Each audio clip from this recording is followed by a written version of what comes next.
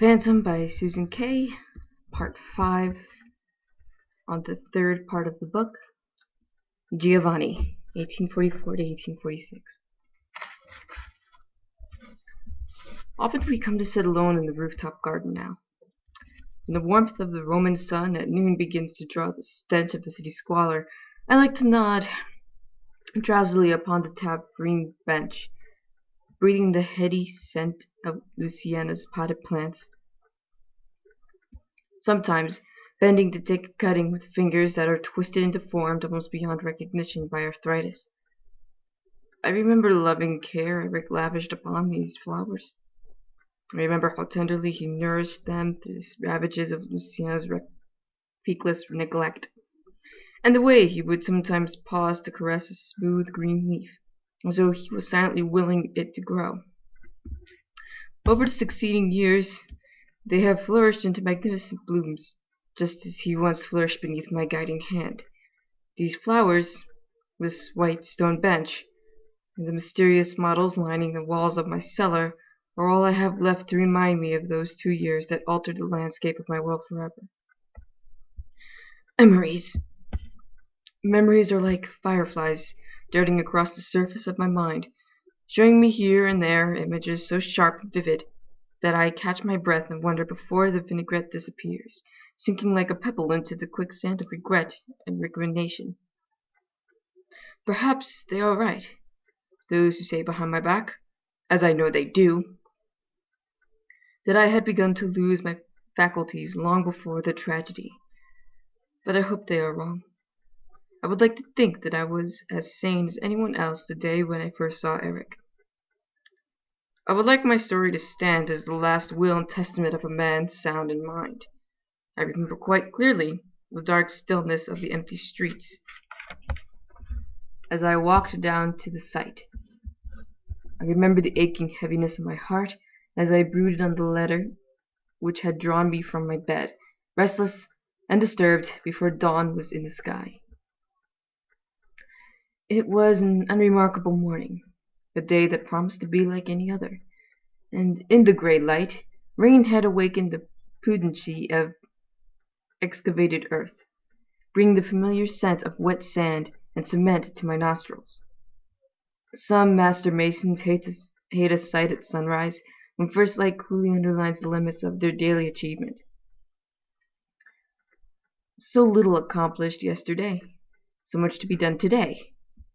But from redrawn as time of inspiration, I could not remember a period in my life when an unfinished building had not been my reason up for waking, eating, breathing. It was only when a contract was completed that I felt dissatisfaction creeping upon me, a sense of loss that was almost bereavement. Eric understood that. Eric understood things that most boys never even glimpse. But right from the beginning, the depth of his passion to create made me fear for him. In my mind there was always the uneasy knowledge that one day there would inevitably be the Great Commission, the glorious challenge to which he would give every ounce of his being and from which he could not bear to part, the beautiful, full-term child of his imagination that he would kill to possess. I came to know him as a gentle, sensitive genius, but I never deceived myself upon that one point. The boy had killed long before he ever came to me. That much was quite obvious at our first meeting. I remember that before we had exchanged a single word, his knife was already drawn upon me. It was trespassing. As soon as I stepped onto the site, I became aware of a thin, boyish figure gliding like a ghost over the gray ramparts of the scaffolding, a strangely eerie sight in the light of the rising sun. I did not cry out in angry indignation, but stood for a moment watching the boy draw his fingers caressingly across the wet masonry. After a moment, he stood back, lifting his arms to the walls like a druid priest communicating with some heathen god, and his hands began to move with a rhythmic series of swoops, as though he were molding the very air around him. It was one of the strangest and most beautiful sights I had ever seen. There was something intensely mystical in the curious communion that made me want to go on watching him with breathless fascination. But my foot touched the edge of a poorly balanced mason's point and sent it crashing to the ground. The boy leapt down from the scaffold with the ease of a young panther, and in a second he was upon me with his knife drawn. I was startled by the sight of the white mask.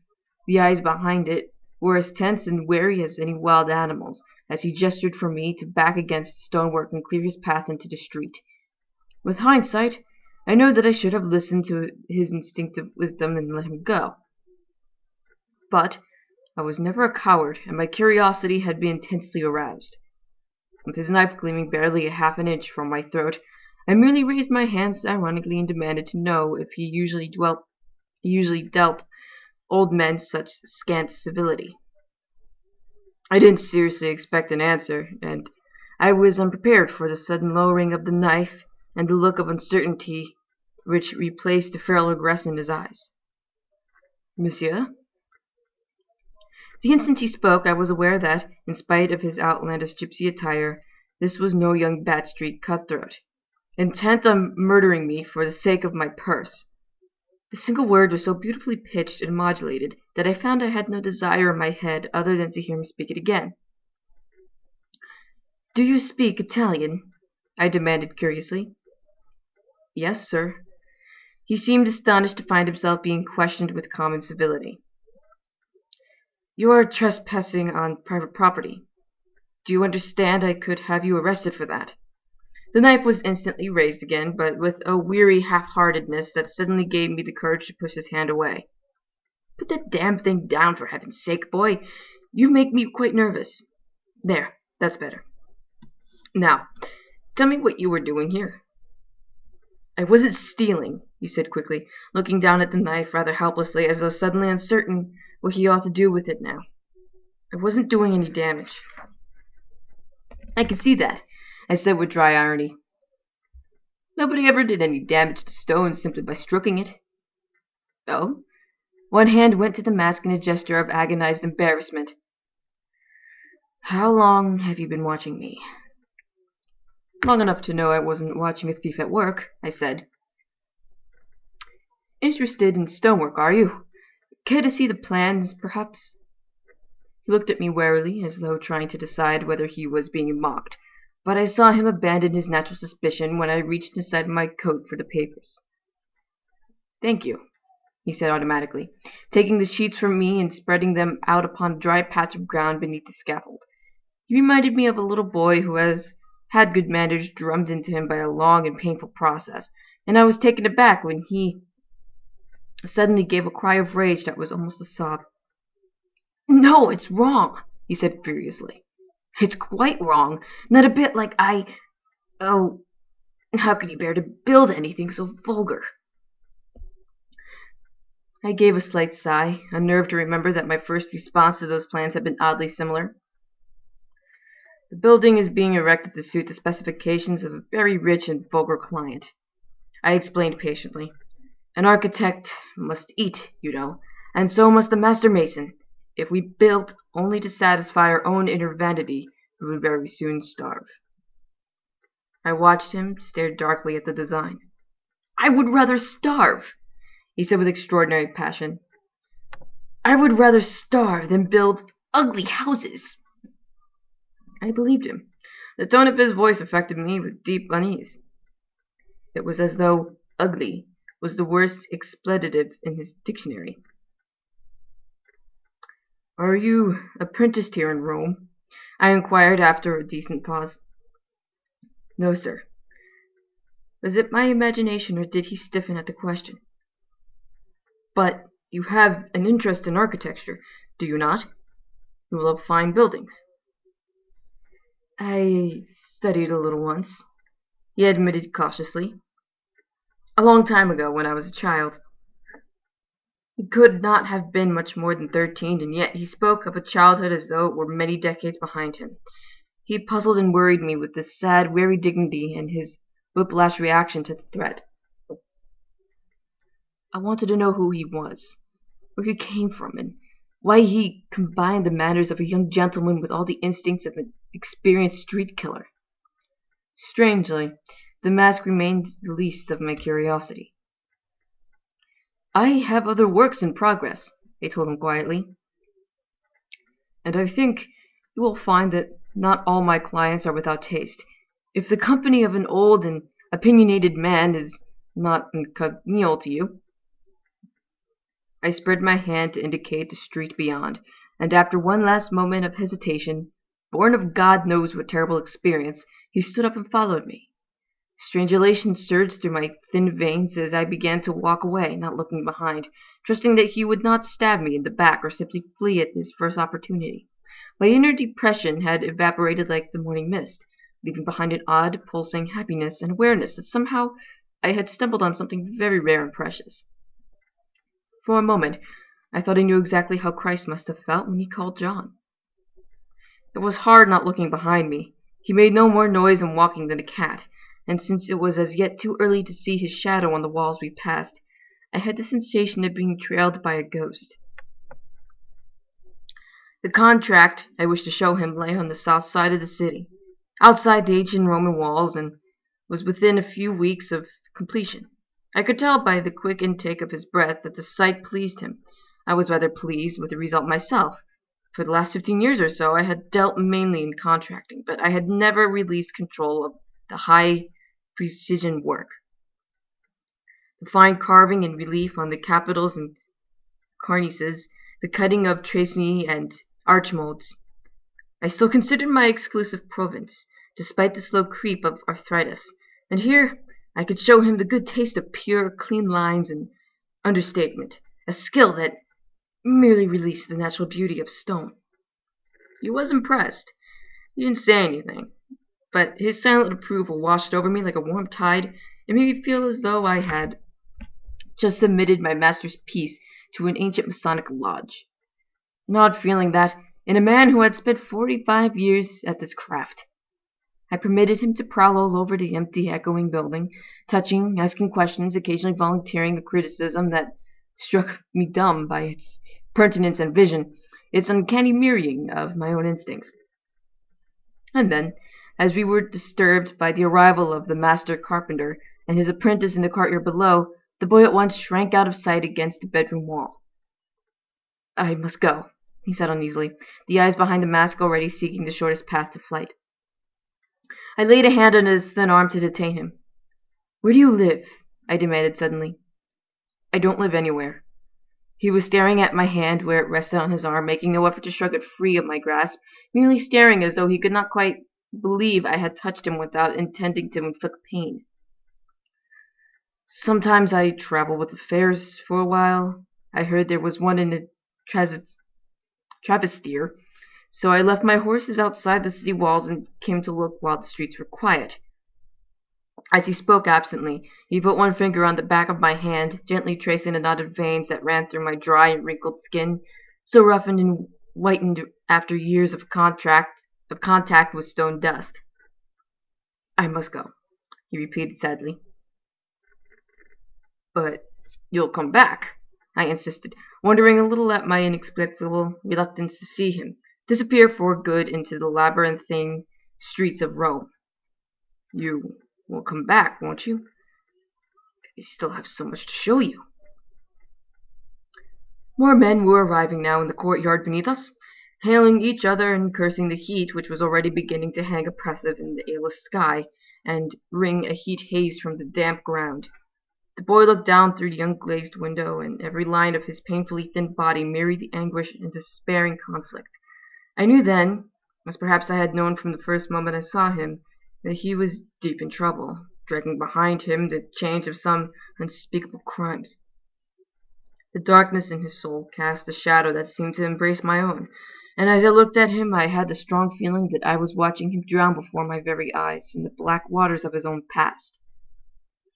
I suddenly felt a deep urge to throw the rope that would pull him from the poisoned lake, but whatever he might have done, and there was unquestionably something, I could not believe he was evil, not even when he had touched my hand with all the silent wonder of an innocent child. "Come back," I repeated steadily. "Tomorrow at dawn I will meet you here."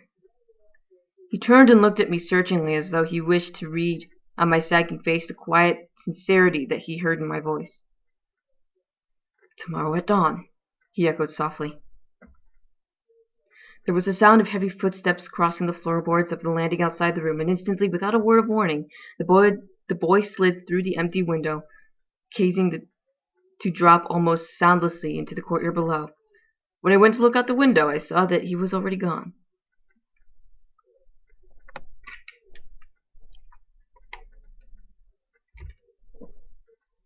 I was a practical man, and had anyone asked me before that strange and disastrous interlude, I should have said a most unlikely candidate for spiritual revelations.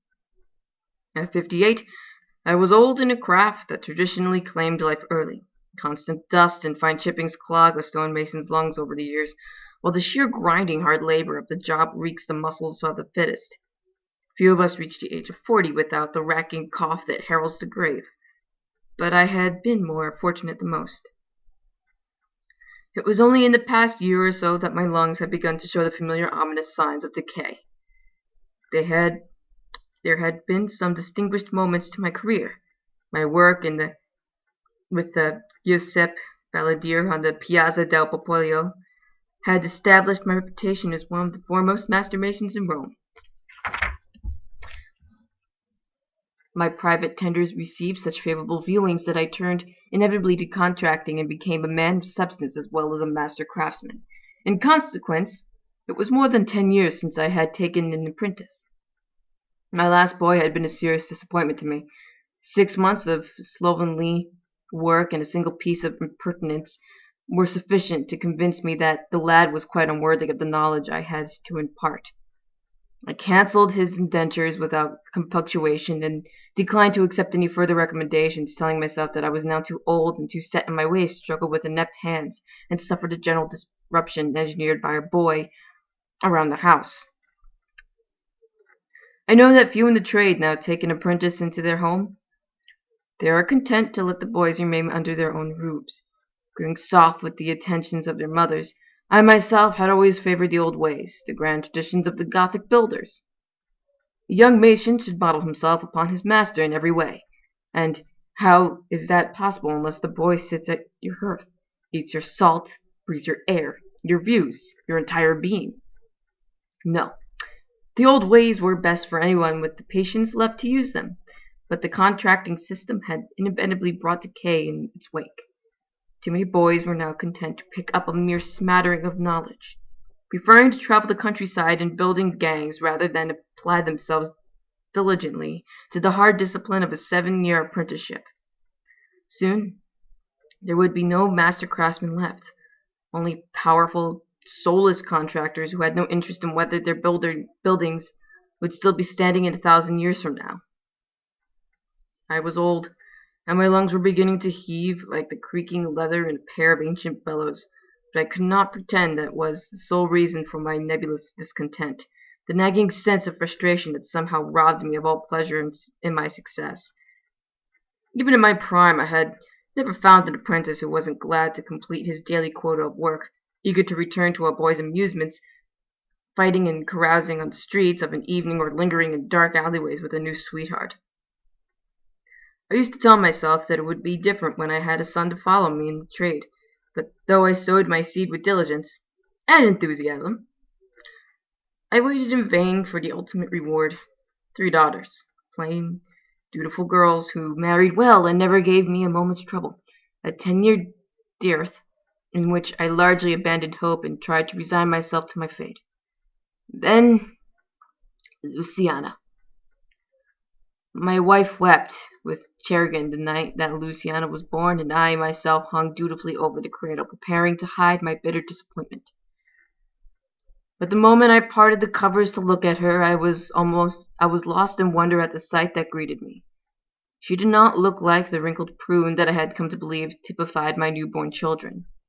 Even then she was beautiful, and her tiny little hand closing around my finger was only a symbol of the tenacity with which she wound herself around my heart in following years.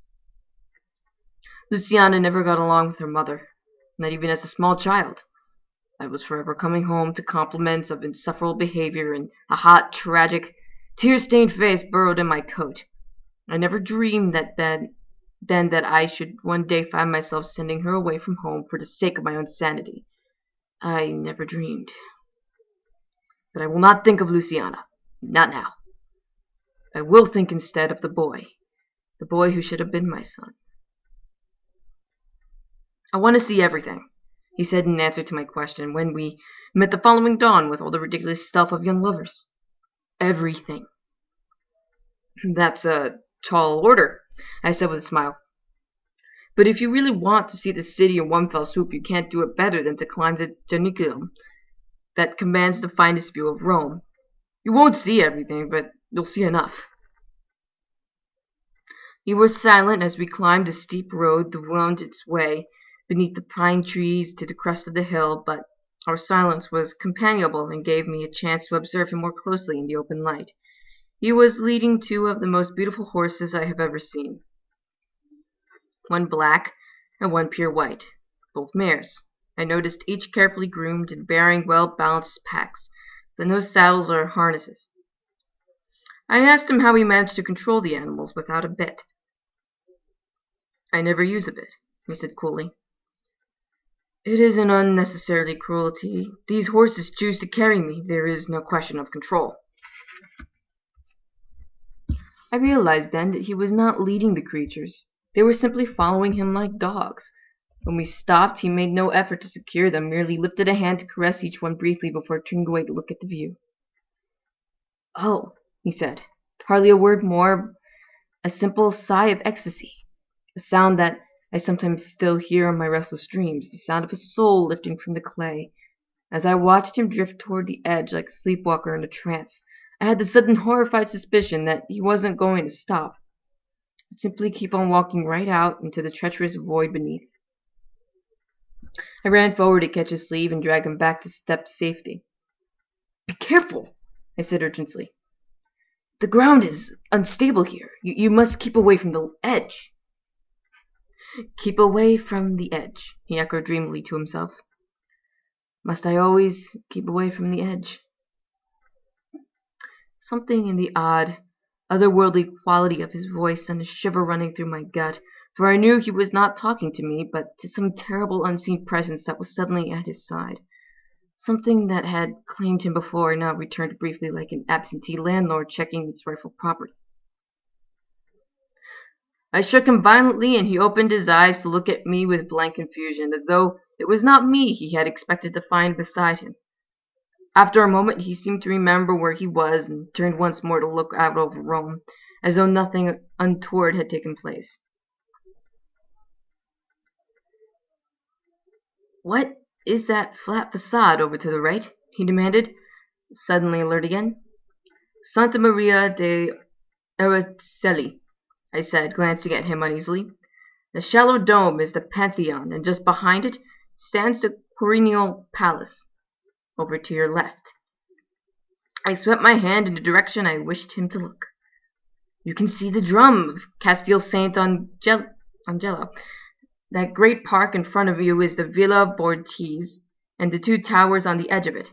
No, you're not looking. Just there, do you see? Yes, sir. The two towers. To what do they belong? The Villa Medici. He reached to those words as though I had struck him, turning away with clenched fists as he could no longer bear to look on the vista which had given him such delight only moments before. You have heard of Villa Medici? I asked curiously. Oh, yes, he said in a voice which seemed to be plummeting down to some bottomless abyss of darkness. I've heard of it. He drew a sharp intake of breath and then continued as though he was repeating text and verse of some lesson learned by heart. The villa was built in the 16th century by Cardinal Ricci di Montepulciano and passed to the Medici family in 1576. In 1803, it became home to the French Academy after the Palazzino Salviati was sacked and burned during the Revolution. The Academy is open exclusively to artists, musicians, and architects. Entry is determined strictly by competition, the Grand Prix de Rome. Powerless to comprehend the black bitterness suddenly pulsing through him, I could only stare and wonder how a gypsy boy had come by such knowledge, and why the mention of it should be capable of throwing him into the grip of such violent rage. He flung away from me abruptly, returning to the horses as though he intended to ride off without another word. But as the white mare gently nuzzled his masked face, I saw control return slowly to his tense body. And after a moment, he came back to me with hesitancy. "I'm sorry," he said simply. "I didn't mean to be uncivil. If you can forgive me, sir, I should gently like to see whatever else you care to show me." A strange, disturbing boy, and yet the more I saw of him, the more strongly drawn I felt toward him, the more convinced of our mutual need of one another. I accepted his disarming apology without hesitation or comment. "Come," I said with simplicity that matched his own. "Let me take you to the Colosseum." Over the course of the following 2 weeks, we continued to meet at intervals, and those days when I did not see him were filled with a restlessness that I found hard to comprehend. He parted with personal information with the greatest reluctance, as though the smallest confidence might leave some gaping hole in his defenses against the world. Questioning him presented all the ease of prizing open a reluctant oyster shell, and yet I could not rid myself of the certainty that gentle persistence would ultimately show me an extraordinary pearl. It was almost a week before he had told me his name and the occupation he was pursuing at the fair and the travestier. "I do magic," he admitted with a little shrug of self-contempt.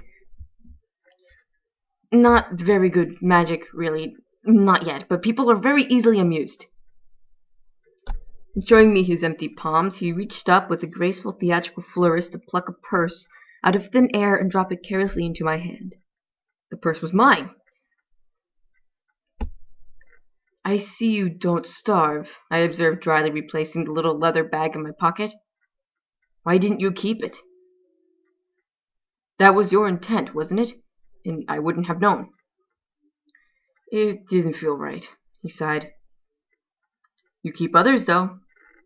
"Oh, yes," he confessed cheerfully. "All the time." "No." "You're not ashamed of stealing from other people, then?" "No," he said. "I don't like people." There was a moment of hesitation before he added in a whisper that was barely audible, "As a rule." I thought of the travestier, one of the least respectable districts in Rome, home to charlatans and rogues of the worst kind, and I thought of his hands, those slim, nimble instruments of mischief that could be so much more nobly employed if only... I repressed an impulse to sigh. "I think you ought to see the Vatican," was all I said. I made sure we arrived at St. Peter's when the great basilica was deserted, save for the odd devoted pilgrim, and for 2 hours or so I watched him explore with extravagant architectural splendors of previous centuries. His wondering delight made me feel young again, as though I were being reborn through his vision, and that day, as I answered his whispered questions, it was as though I, too, were seeing St. Peter's for the first time. The colors seemed more vivid to me, the sweep of the barrel vault ceiling more awesome, the perfect harmony of the basilica's proportions more inspiring. I had never felt quite so close to God before, so utterly sure of his benign existence. The great church echoed with a throbbing silence as we came to stand before the bronze statue of St. Peter. I paused to make the customary reverence, pressing my forehead briefly to the right foot where the bronze toes had been worn smooth and featureless by the caress of thousands of pilgrims through the centuries. I looked at the keys of heaven held close against St. Peter's heart, and the upraised right hand which symbolized hope to countless sinners. And I stepped back automatically, expecting Eric to repeat my gesture. He stared at the statue with academic admiration, but he did not move to touch it, and I was aware of something ominous in this very deliberate omission of respect. "They say," I prompted uneasily, "that when a sinner kisses St. Peter's foot, he receives the first hope of God's salvation." Eric turned slowly to look at me. "There is no God," he said with sad, quiet uncertainty. "There are beautiful churches. There is beautiful music, but there is no God." I stood and watched him walk away down the silent nave, I had been unable to persuade him to look at the Pieta, Michelangelo's celebrated masterpiece, which depicts the Virgin holding her dead son. I had wondered at the time at the cold civility with which he declined my suggestion. Now I was afraid I understood. When I came out onto the steps, he was standing in the center of St. Peter's Square, gazing at the double colonnade surmounted by statues of saints and martyrs. But as I approached, he hastily turned his attention to the huge obelisk in the center of the square, which had been the work of an Egyptian heathens in the 1st century before Christ. The meaning of his gesture was painfully clear to me. He did not want to hear about God. If I questioned that statement in the basilica, our curious relationship would be at an end. I would never see him again. In response to his fierce, silent plea, I found myself swallowing the indignant platitudes that were threatening to trip off my tongue. "When does the fair leave the Trastevere?" I demanded. "Tomorrow." He did not look at me. "Tomorrow I have business at the travertine quarries in Tivoli," I said brusquely. I should be on the Tiburtino road at dawn. You had better make up your mind in which direction you want to travel." It was my turn now to walk away in anger. I felt him watching me unhappily, but I made damn sure that he didn't look back. Made damn sure I didn't look back. The next day, when I found him waiting for me on the ancient Roman road and saw that both mares were with him, I knew a moment of relieved satisfaction. It was the best part of 20 miles to the foothills of Tivoli, but the horses were fresh, and we made good time. The quarry master was an old acquaintance who had good reason to be grateful for the business. I had put his way over the years. He made no difficulties when I told him I would like to put a boy at the stone face for an hour or two. "No apprentice?" he asked, with obvious surprise. "Possibly," I said guardedly. "Well, you surprise me, Giovanni. I wouldn't have thought you could be bothered trucking with a boy these days, not when you employ some of the best ruffians in the city." I frowned, and he threw up his brawny arms in mock defense. "Mind your own business, Luigi," he said to himself with good-natured humor. "Nobody wants to know what you think, right?" We'll need some tools," I reminded him pointedly. "Be my guest, Giovanni. You've had enough stone out of this quarry in your time. You know you don't need to ask." The sun was beating down mercilessly, making a white hell of the quarry as it shimmered in a cloud of choking dust motes.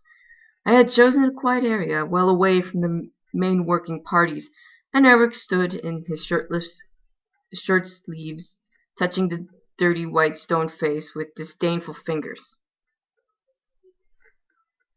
"I didn't think it would be like this," he said. "It's so pockmarked and porous and crude." "It's not the most beautiful stone in the world," I admitted coolly. "But it was good enough for Caesar, and it had better be good enough for you too." He laughed suddenly, the sound reverberating around the quarry and lightening my heart with its spontaneity and boyish innocence. "Please show me what to do, sir," he said with a simple humility that almost made me forgive his atheism. As I put the age-old tools of a hewer into his hands, I told myself it was not too late to say to him, "Let there be light."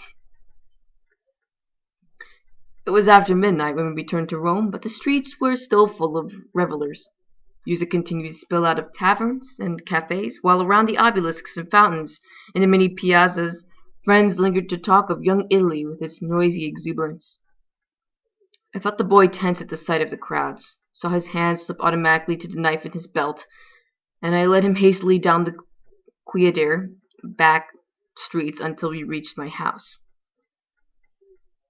"What place is this?" he demanded cautiously when I indicated he should dismount and follow me into a small courtyard. "This is where I live," I said. He took a step back from me. "Why have you brought me here?" he whispered. The horror in his voice, the sudden fear flickering into his eyes, told me everything. This boy had suffered abuse from a man in its worst form, and I felt a great anger welling up in me against that unknown tormentor. I have brought you here to sleep in safety off the streets, I told him steadily. There will be no payment asked of you of any kind. You would let me sleep here, he said doubtfully. You would take beneath your roof a thief and, He stopped abruptly, cutting off the word I dreaded to hear before I could take breath. And we tended to the horses in silence before I went to open the door and beckon his hesitant figure over the threshold. He came in slowly, with a nervous reluctance that reminded me poignantly of a hungry animal venturing from the wild against the warning of instinct. As I moved around the big stone-walled living room, lighting the oil lamps, he stood with his arms clasped tightly against his chest, gazing around with bewilderment and wary disbelief that tightened my throat. I realized with a touch of despair how daunting was the task that lay ahead of me if I chose to build on the unstable ruins of this devastated soul. I left him for a moment while I went to the cellar to fetch a jug of wine. When I returned, I found him standing in front of the old spinet, running his fingers soundlessly along the dusty keys with a gesture of longing. "Who plays this?" he asked suddenly. "No one now," I admitted with a sigh. "It's been in the family for many years, but none of my children were musical. I've been thinking of getting rid of it. It takes up a lot of room, and it only gathers dust." Again he touched the wood with lingering regret. "How can you think of doing that?" he said unhappily. "It's such a beautiful instrument. I wish—" "Yes?" He was silent. "You know how to play?" I persisted. He nodded, still staring at the keys. "It could be moved to the cellar," I said quietly, "if you wish." He looked up at me in astonishment. "You are saying I may stay here? Why?" I shrugged my shoulders slightly. "Perhaps I need an apprentice," I said. Silence. I watched him turn away, both hands covering the mask for a moment. "I lied to you when I said I was not apprenticed," he said softly. "I am already sworn to a master." I did not need to ask who that master was, not when I could already see death's mark upon him like a sheep brand. I went to the empty hearth and sat down in the fireside chair to fill my pipe calmly. "You don't think perhaps you are a little young to be so certain of your calling in life?" I said after a moment, not looking at him as I spoke. Again he did not answer, and I put the pipe down on the tiles without lighting it. "Indentures can be broken at any point during an apprenticeship, Eric. However dark the profession, even the harshest master cannot hold you to a craft against your choosing. And remember, however long and faithfully you may have served as a bondsman, once those indentures are broken, you will never have the right to call yourself a master of that trade." Still he was silent, staring at the old spinet, and from the taut set of his shoulders I was able to sense the fierce struggle taking place inside him, his real reluctance to abandon the only other master who had ever shown him hope of security and pride. The devil is capable of commanding loyalty and respect from an apprentice. His charisma can be a formidable thing. Perhaps after all I was wasting my breath. The keys beneath Eric's long fingers began to depress in a series of richly melodic chords which lingered on the air for a moment with an echoing sweetness, before expiring into the thick silence. Then at last he turned to look across the room at me. "I should like to see the cellar, please," he said.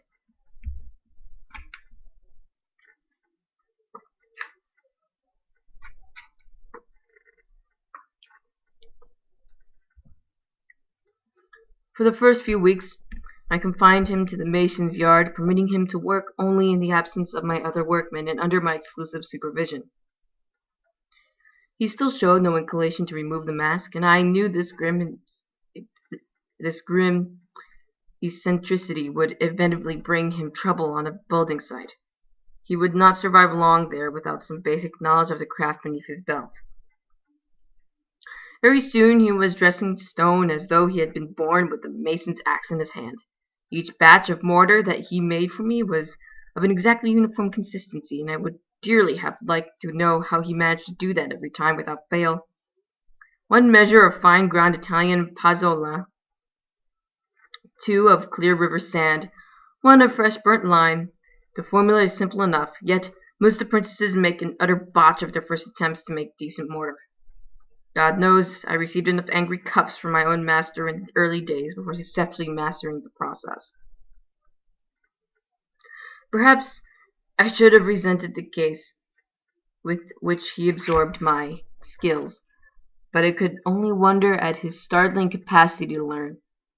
He seemed to be at one with the stone, instinctively sensing its strengths and weaknesses, handling it with reverent respect as though it were a living entity.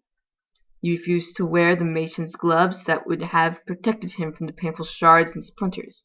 He always liked to feel the stone beneath his bare hands and often pointed out a fault in the grain that might have escaped many more experienced eye.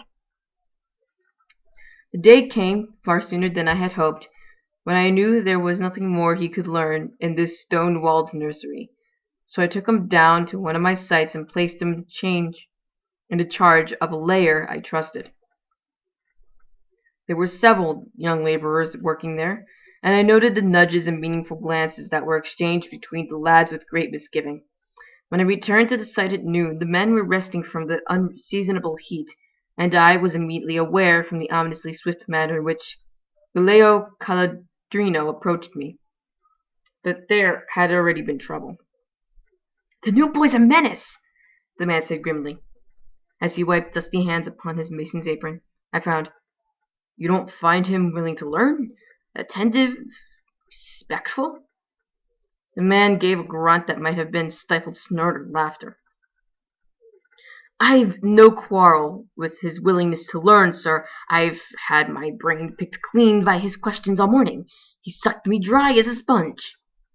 "Well, then, what is it?" I demanded with rising irritation. "Begging your pardon, sir, but I'd say he's not quite right in the head. He damned near killed 2 of our lads a half-hour back. I've had to send Palio home to get his arm dressed, and it was a nasty knife wound. I doubt if he'll be able to work for the rest of the week." "I assume the boy was provoked," I said coldly. "I wouldn't know anything about that, sir," said Caladrino, suddenly evasive and unable to meet my eyes any longer. "But I do know he behaved like a mad savage. When I went to break it up, I thought he was going to go for me too. And I don't mind telling you, sir, I thought twice about tackling him with that knife in his hand. He knows how to use it. There's no mistaking that." "But he didn't harm you?" "Well, no," the layer admitted reluctantly. "Seemed to come to his senses after a moment and backed off. But you can't blame the lads, sir. It was only a bit of fun. Stands to reason they'd want to get a look under the mask. I mean, any normal boy would—" "I thought you said you didn't know what happened." The man went very red beneath the suntan and gave a little shrug. "Boys will be boys, sir, but if you want my opinion, that one should be locked up.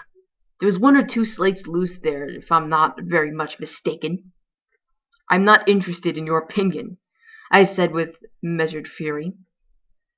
"I look to you to keep better control on site during my absence. If you can't do that, maybe it's time you found yourself another position. As for the laborers, you'd better tell them I don't employ them to indulge their curiosity on my time. Any more trouble, and I'll see them all turned off. Do I make myself plain?" "Yes, sir." The man looked dumbstruck at my tone.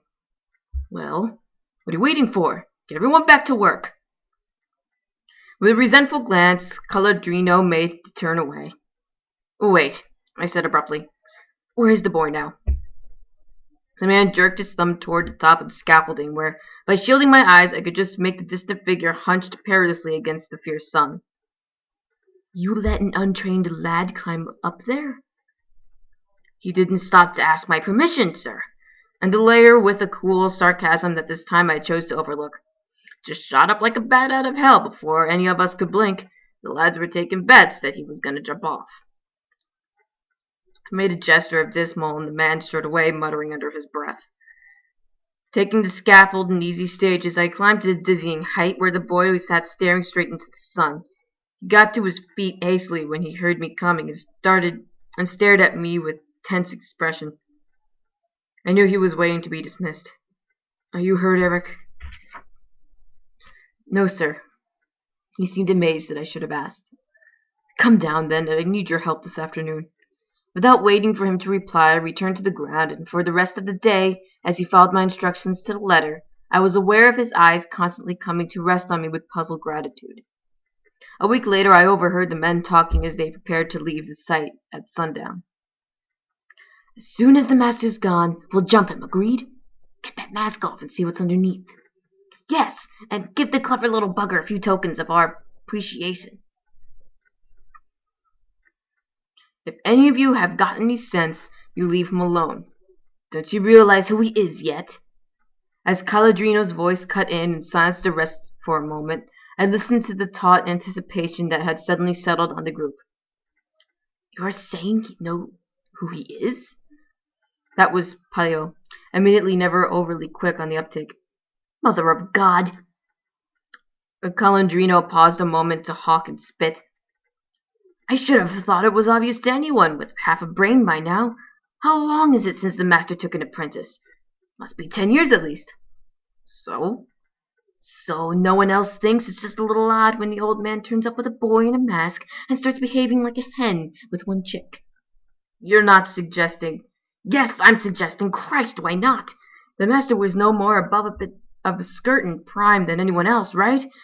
And when a man with a clutch of daughters gets himself a son on the wrong side of the blanket, it goes against the grain to leave him there. But he's a Freemason, isn't he? Mighty respectable. Past master and all that. Can't have it all around the lodge that he's no better than the rest of us. So he thinks maybe a mask is going to cover everything, including his past. Well, you've seen them together. Think about it. It makes good sense and just goes to prove what I've been saying for the past 6 months now. The master's been one brick short of a load ever since the old lady died, and he had to send the girl away. Santa Maria! Exactly, I'm telling you, the whole pack of us could find ourselves turned off if anyone else says about that lad. I say we best keep well out of it. No one ever comes of meddling in the master's affairs. And the boy's no trouble if you leave him alone. Does more his fair share without complaining to the old man that he's been put upon. I stood listening with a curious mixture of emotions, while my men continued to drag my good name cheerfully through the mire. I wasn't sure how I felt about this. I had half a mind to stride out from behind the wall that was concealing me and turn them all off their insolent assumptions, but I was not unaware that my silence now could be Eric's shield. Simply by saying nothing and allowing this monstrous slander to put down roots, I could protect him from further pain at their hands. I could buy the boy a little more time to find his feet and perhaps lose the instinctive belief that the whole world was his enemy. For some reason, he had had the astonishing stroke of luck not to be recognized for his performance at the Trappist fair. Perhaps when performing he had worn some fantastic mask more in keeping with the status of a magician. Perhaps there were days when he had simply chosen not to appear at all. I don't know. I could account for it, but I was aware that luck didn't come his way very often, and I didn't feel inclined to deprive him of his benefit now. And so I chose to hold my peace. Even as I came to this decision, I saw it was no great sacrifice. Rumor had presented me with a son, and I could not quite find it in my heart to complain. I found that I did not begrudge the boy the silent protection of my name. Once the men had left the site, I withdrew from the shadows behind the half-built wall to watch Eric gathering up the tools that had been used that day, all the towels, squares, plumb rules, and chisels which were my personal property and must be safely locked away in the mason's yard at night. When he had finished, and he went over to inspect the work that had been completed, studying the beds as though he wished to commit the exact position of each mortar joint to memory, the light was failing rapidly now. It was the first week of October, and there was a threat of a storm still in the air. Eric! He started so violently at the sound of my voice that I knew he had believed himself to be alone. Leave that now, boy. Tomorrow was another day. He stared at me in bewilderment right to the very end. That was the contempt he never seemed to be able to understand. Rome wasn't built overnight, you know, I added, beckoning him to my side. You need patience to master this trade. Come along now, it's time to go home. I waited for him to pick his way across the site with the sling tools over his shoulder. He moved like a cat, with a lithe, flowing grace that made him pleasing to watch. In spite of his height, he had none of the gawkiness normally associated with his age. We fell into the step together and began to walk through the steadily darkening streets toward the mason's yard. I couldn't see his face, so of course I can't swear to it, but I am sure he smiled at me for the first time that night. He made no attempt to set boundaries or to limit the nature of the work I permitted him to tackle. Ignoring time-honored traditions and increasingly resentful workmen, I simply permitted him to develop at his own staggering pace. Within 6 months, he could fine chisel, rub, or work fair exactly to my specifications, and I was already allowing him to set square ashlar. He could keep beds and joints full and square for their whole depth and preserve the outer rises so that the work, when we set, was close and solid throughout.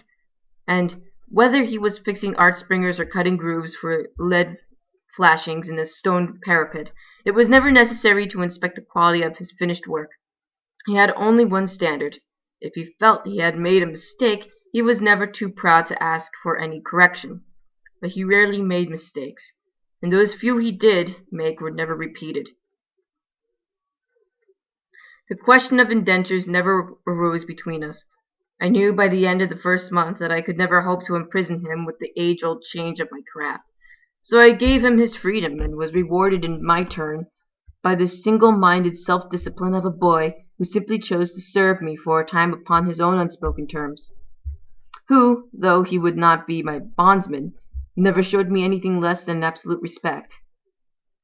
Slowly, over the months, I became aware of that respect changing steadily into guarded affection. As the winter drew on, I found a series of minor tasks that would keep him at my side for another hour or so of the evening. I needed a fire built, the figures in the ledger kept up to date, estimates drafted, but in time I was able to dispense with these transparent ploys as he found the confidence to linger at my hearth on his own accord. At the end of February, when the mild weather suddenly turned against us and put a stop to all outside work, I watched him grow restless and wondered uneasily if he intended to leave me. He asked if he might go and draw in Florence for a few weeks, and I agreed without a murmur of protest, for I had always known it would not be possible to hold him against his will. As I watched him ride off into the snow, I did not expect him to return.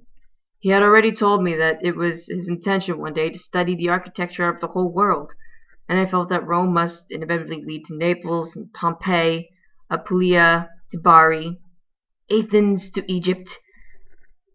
That raging appetite for knowledge could not be contained beneath my roof, and I feared the wanderlust that would inexorably pull him ever farther from my restraining hand.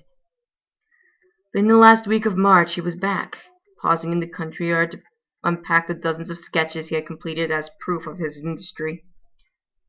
As I lay once more in the early hours of the morning, listening to the distant notes of his violin, I realized how deeply I had missed his elusive presence in the house, the odd, haunting pleasure of his shy companionship. One day he would leave and not return. I knew that was inevitable, but I found I could not bear to think ahead to a time when he would be gone from my life for good. The year turned on its unfailing cycle, and approach of summer brought a series of humid, airless days that made me pressingly aware of my years and my failing health. In the first week of June, Rome began to swelter with a merciless heat that sapped my strength and sent me staggering out into the courtyard one evening, coughing like a consumptive in a sanatorium, and desperately seeking air. A lantern suspended from the outer wall showed me the ominous flecks of blood upon my handkerchief, and in brief pause between the spasms I stared at them with grim resignation. Suddenly, without a sound, Eric was beside me, and I saw that he too was staring at the bloody linen with pained understanding. "You are very ill, sir," he said with quiet concern. I made a breathless philosophical gesture and stuffed the handkerchief into my pocket because I saw that the sight of it distressed him. "All nations come to this fate in time, Eric. There's no cure been found for a lung full of grit and dust. But I reckon I have a good year or two left in me yet. There's no cause to look so alarmed, boy." He hesitated a moment, and then produced a small vial which he had evidently been concealing behind his back. "If you care to try this," he began diffidently, I think you will find it gives some ease. I took the vial from him and unstopped it, releasing a pungent yet not pleasing aroma of herbs. Where did you come by this? I inquired with puzzled interest. I made it, he confessed awkwardly. I was taught by the gypsies to understand herbal properties. I took an experimental sip and pulled a face. Killer cure, is it, lad? He laughed at that. More and more now he was beginning to accept my gentle teasing, learning to laugh at his own seriousness, even at his occasional mistakes. You should try the cure for gout, he volunteered unexpectedly. That really is cause for complaint. It tastes like a skunk's urine and keeps a man on the privy for a week. It doesn't work either, he added as a wry afterthought. I finished the potion and returned the empty vial to him with a smile. Perhaps you can give me a hand up those stairs now, I said. Oh, yes. He sounded utterly startled by the suggestion. Of course. He came forward to offer me his arm with a sort of dumbstruck wonder, and I put my hand on his shoulder, permitting him to take my full weight on his slim, yet surprisingly strong frame. When we reached my room, he lowered me tenderly onto the bed and then knelt to remove my boots. Good night, sir, he said gently. I hope you can rest now. I was already pleasantly drowsy. Whatever he had given me was calming the spasm in my chest and acting like a powerful opiate. I saw him glance briefly around the chamber as though to make sure he had not overlooked anything that might appertain to my comfort. He went across to close the wooden shutters at the window, and when he returned to set a glass of water on the table beside the bed, I reached up on impulse to squeeze his cold hand. You're a good boy, Eric, I said fondly. I'd like to think you won't ever let anyone persuade you otherwise. He held on to my fingers for a moment, enclosing them between his palms, and I became aware that he had started to tremble. My God, the boy was crying. Crying because I had spoken so kindly and touched him with affection. Eric, I whispered helplessly. I'm sorry, he stammered, dropping my hand and stepping back from the bed hastily. I'm very sorry. Please forgive me. And before I could say a word to stop him, he fled from the room. I lay back on the pillow, staring at the stuccoed ceiling. The turbulence of his fiercely repressed emotion made me wonder yet again how I was going to approach a situation that could not be avoided much longer. For I had not been entirely honest with him. I led him to believe that I lived alone as a widower, attended by an old woman who came to cook and clean, and the occasional dutiful visit from matronly daughters living at some distance outside Rome. 11 months had slipped away, and still I had not found an appropriate moment to confess to my sin of omission. It was June already, and soon, very soon now, Luciana would be coming home for the summer.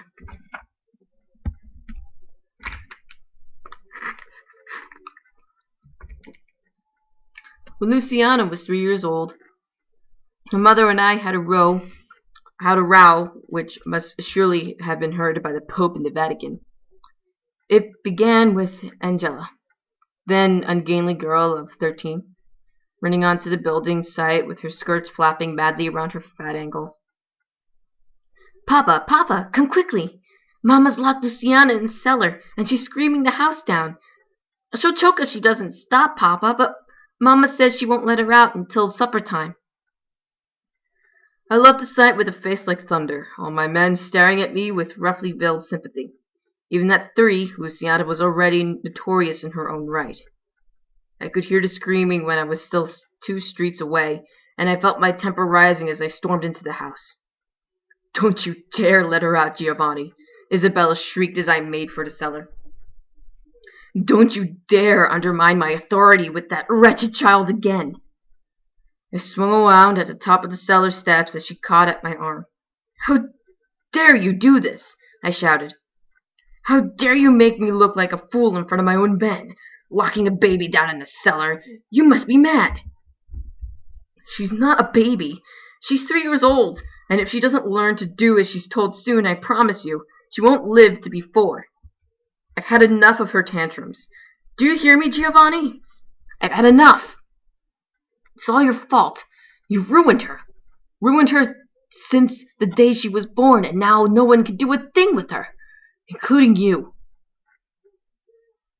I ran down to the cellar, kicked open the door, and picked up the sodden, hysterical bundle which lay in a pool of urine and vomit on the stone-flagged floor. On the stairs I paused to fix Isabella with a look of contempt that made her shrink against a wall. I was so beside myself with fury that I thought I might actually strike her for the first time in our 25 years of marriage. "It's not her fault that you couldn't give me a boy," I said with bare control. "If you ever do this again, perhaps I'll find someone else who can." And so it went on throughout Luciana's turbulent childhood. The rows, the scenes, the interminable conflict between Isabella and myself. For once we lived in perfect harmony, there was now only constant discord, and all of it shamelessly propagated by the exquisitely pretty child whose willful winsomeness was the delight of my late middle age. Surrounded as I was by a colorless crop of females, Luciana seemed like a mischief ray of sunshine peeping between dignified clouds. I was always powerless to resist the enchanting pout and the overly ready tears. 10 years on, I was finally obliged to admit that what had been so utterly irresistible at 3 was not half so beguiling at 13. A widower by then, a full decade older, and less able to cope with the spectacular manifestations of Luciana's unstable personality, I was beginning to understand that Isabella's fears had not been without ground. The child began to run wild when her mother died. She lived for a brief time with Angela, and wreaked havoc in her sister's household that I was forced to admit the need to send her away to a place where she might learn the harsh lessons of self-restraint. The convent school I chose was near Milan, far enough from home to discourage any thoughts of running away, yet close enough to the aunt who undertook to take charge of her in the brief Christmas and Easter vacations. Always beguiled by the prospect of novelty, Luciana departed cheerfully enough from Milan, but within a fortnight I had received the first of series of tragic little letters. "Dearest Papa, I'm so very unhappy here. The nuns are very unkind, and none of the girls like me. Please change your mind and say I may come home to you at Christmas after all." That letter kept me awake all night. I got up before there was a glimmer of light in the sky and wandered distractedly down to the nearest site, and it was there that I saw Eric the first time and gained the strength to resist the artful pleas of my wicked little daughter. I determined to keep to my original intention for once. Luciana would not be allowed to come home until summer. But now summer was upon me, and still I had not told him. Why? All over Rome the bells were ringing and calling the faithful to early morning mass. As I came out into the courtyard, adjusting the set of my hat, I tried to pretend I had not noticed Eric quietly pruning the Chinese wisteria that crept up the trellis work. He never came with me to mass, and I firmly resisted the temptation to ask him to do so. The boy's devotion to me had grown to the point where I strongly suspected he would cut off a finger should I once suggest that I had a need of it. If he ever returned to the faith, I wished it would be for love of God and not for love of me. It was Sunday, a good day to make a resolution and stick to it, and I determined that as soon as I returned from mass, I would tell him about Luciana. But just as I was pulling on my gloves, there was the sound of carriage wheels in the street outside, and I frowned. I wasn't expecting visitors. She flew into the courtyard to my unready embrace like a little bird let out of its cage, her heavy hair flying out behind her like a cloak of black silk, and her piquant face flushed with excitement. Papa, I'm home. I thought I'd never get here. It's been such a horrid journey, so hot and tiresome. Oh, Papa, what's the matter? Aren't you pleased to see me?" "Luciana." I held her eagle little fingers slightly away from me, as one might seek to fend off the attentions of a lovable but over-exuberant puppy. "My darling girl, what are you doing here? I didn't expect you for another week." "Oh, I know. Isn't it wonderful? Sister Agnes and Sister Elizabeth have the fever, and we've all been sent home early because of it." Surely there should have been some notification. Luciana, a letter at the very least. She pouted prettily. Oh, we were all told to write home, and, Papa, I really did mean to do it, but somehow I just never seemed to have a moment. And I knew it wouldn't matter. I knew you'd be here. Oh, Papa, please don't be cross with me. Not on my first day home. I kissed her hot cheek helplessly and turned to look at the tall figure who had silently taken refuge behind the riot of trailing foliage. The moment I had been instinctively avoiding could be avoided no longer. Eric, I said quietly, yet with an unmistakable note of command in my voice, I would like you to come and meet my youngest daughter, Luciana. For a long moment he did not move, and then slowly, reluctantly, he unfurled himself from the shadows to glide across the courtyard beneath the shelter of the cloak in which he had hastily shrouded himself. He glanced at me briefly, with pained surprise, and I had the uncomfortable suspicion that his face might well have turned as white as the mask that hid it. Luciana was staring at him, but not as I had expected her to stare, with vulgar, tactless curiosity. Her eyes resting on the mask with a sort of glazed fascination, as she seemed to be holding her breath as she held out her hand to him. Eric bowed gracefully, but his hand stopped short of her gloved fingers, and I noticed that he took great care not to touch her. Mademoiselle, he said softly, I must ask your pardon to my intrusion upon a private moment of reunion. Sir, he turned to make exactly the same little bow of courtesy to me. I should be glad if you would excuse me. There was nothing I could do in the face of his icy formality except make the signal of assent that freed him to return to the house without a backward glance of either of us. When he had gone, Lucia clutched my arm with urgent and barely concealed excitement. "Oh, Papa!" she breathed, with that ominously familiar note of subdued hysteria in her voice. "Who is he?" The peaceful ideal of a pupil and master came to an end with Luciana's return, just as I had secretly feared it must. She appeared in our quiet, ordered firmament like a spectacular shooting star, and in her wake the bond that had been growing steadily between Eric and myself suffered an inevitable strain. He no longer came to dine at my table, for to eat alone in the cellar, nor did he come to sit any more of an evening beside my hearth, and permit me to devolve at my leisure into the bottomless wonders of a unique imagination. His response confirmed the deep-rooted unease which had held me silent all these months.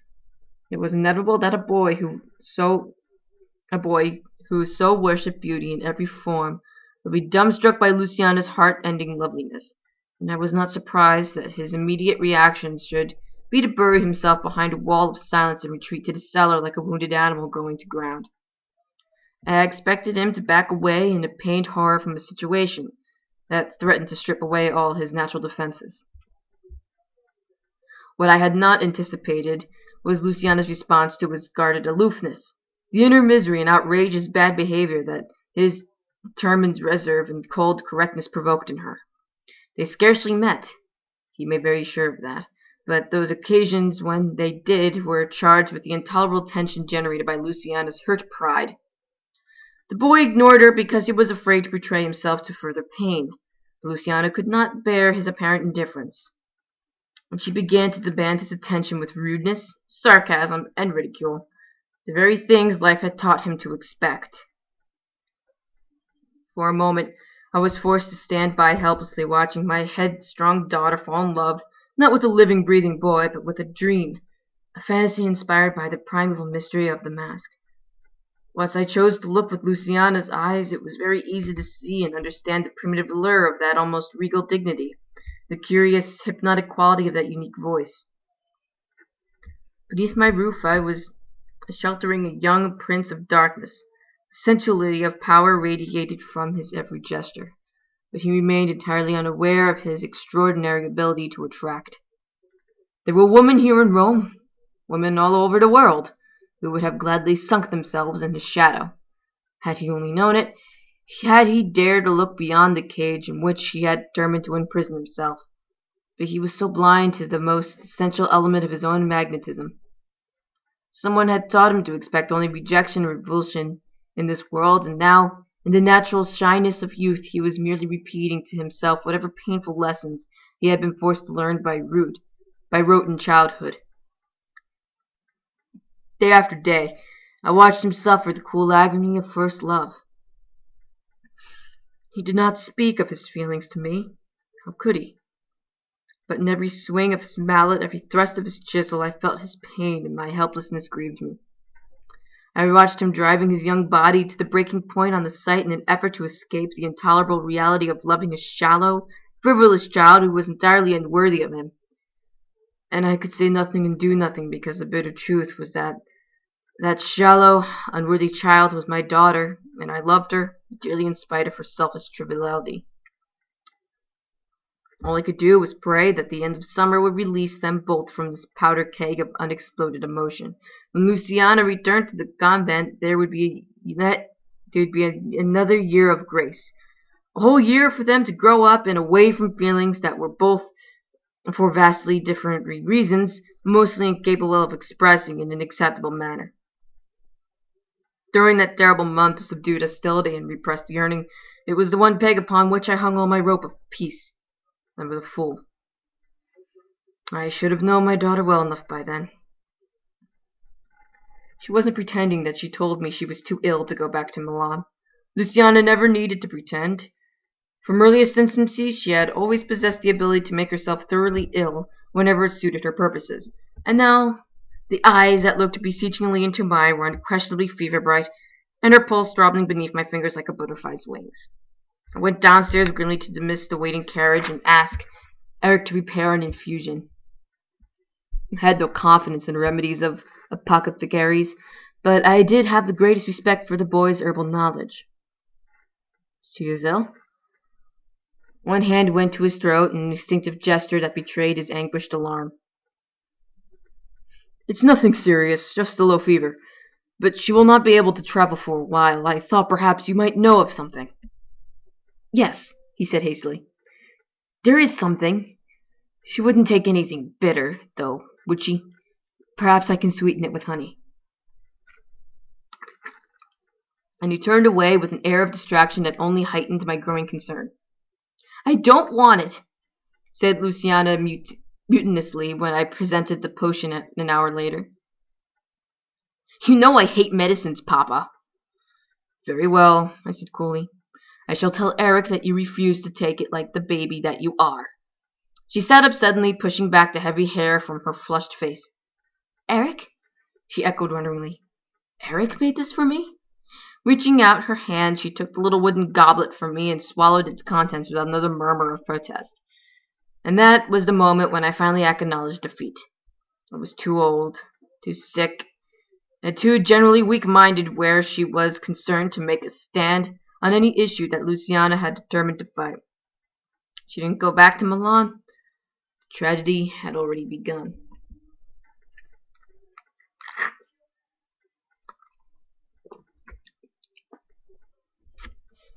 I never went down to the cellar. From the very first, I respected a boy's right to privacy, his deep-seated need to have one place that he might call his own. So, although I was annoyed to learn that Luciana had been prowling about there during his absence, I could not resist a small and worthy flicker of curiosity. It's so strange down here, Papa, she said with awe. The floor is covered with drawings and sheets of music, and all the shelves where Mama used to keep preserves are all full of, things. What sort of things? I demanded uneasily. I don't know, Papa. They're not like anything I've ever seen before. There are lots of coils and wires, and when I touched one, it shot sparks. You have no business to be interfering with things that do not concern you, I said mechanically. Keep out of the cellar in future, do you understand me? Yes, Papa, she sighed. I was alarmed. Concern overcame my dislike of prying, and when I was alone once more, I picked up a candle and lit my way down to the cool chamber that ran beneath my house. I realized as I gazed around in astonishment that I had entered the laboratory of an extraordinary inventor. My knowledge of science was somewhat perfunctory, but I thought I recognized apparatus that pertained to the study of electrical impulses, and there was more, much more that I did not even begin to understand, row upon row of Working models, at least I assumed they work, whose very mystery seemed oddly threatening. The boy labored 14 hours a day on my sites and yet still retained the energy to sit up most of the night, tinkering, drawing, composing. I remembered noticing how that even on the site his interest was turning increasingly to engineering problems, to solutions that lay beyond the compass of Master Mason. Once or twice he had made such astonishingly cracked-brained suggestions that I had been tempted to laugh out loud at him.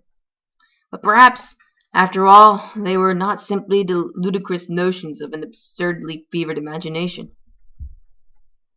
I went back upstairs, determining that I would say nothing about what I had seen. I trusted his common sense sufficiently to be reasonably certain that he was not about to blow my home off the face of the earth in the course of some crazy experiment. But I was disturbed by this fresh evidence of his inability to rest with my daughter in the house.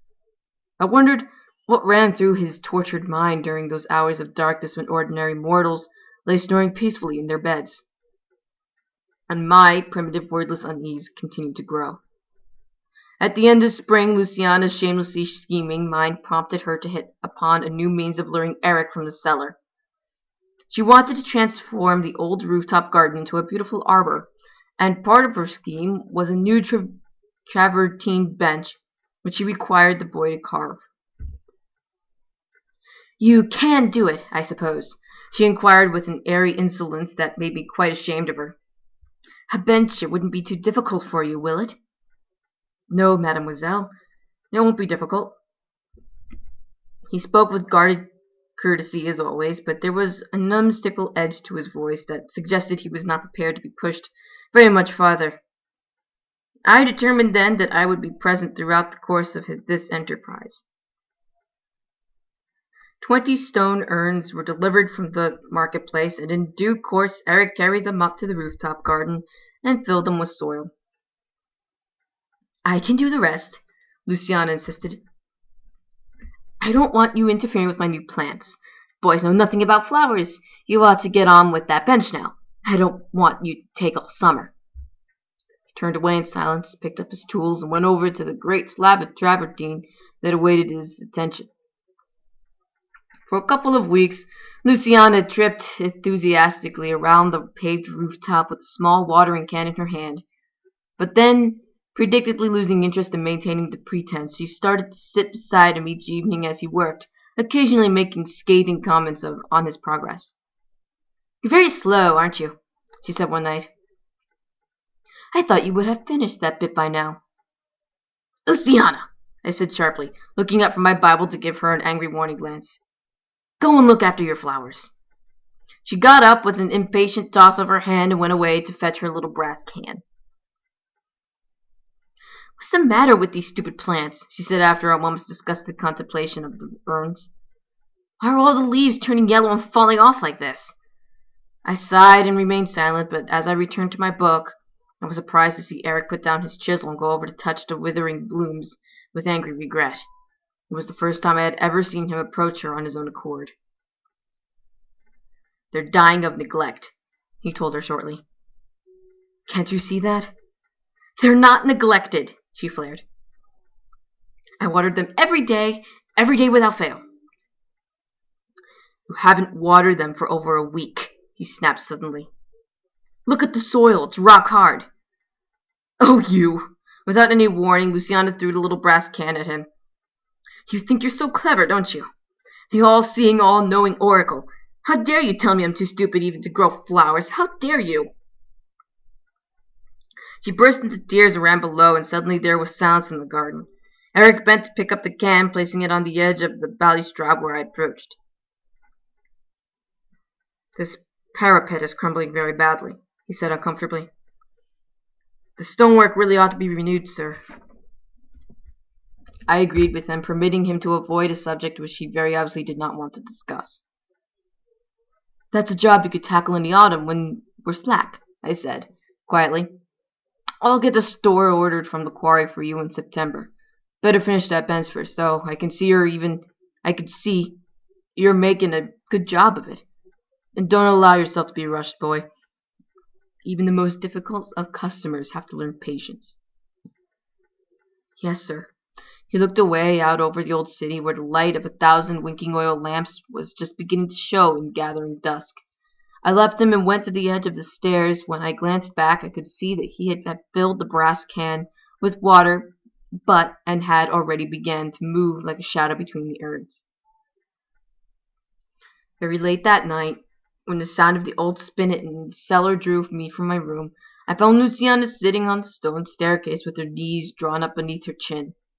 She was barefoot and shivering in her night shift, but listening with such fierce intensity that she did not know I was there until I put one hand upon her shoulder and made her start guiltily.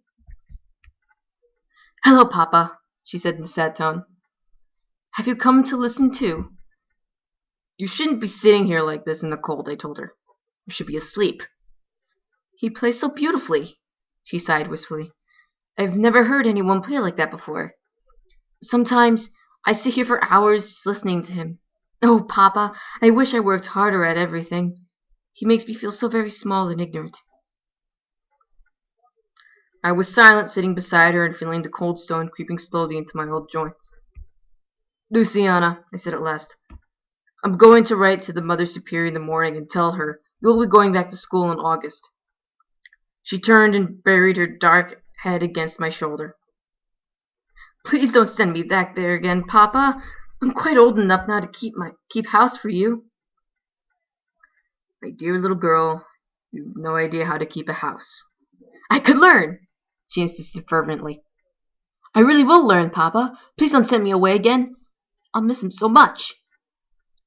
She held me in a suffocating embrace, as though simply by clutching tighter and tighter she believed she would be able to hold on to what she really wanted. "I'll die if you send me away," she said passionately. "I'll die."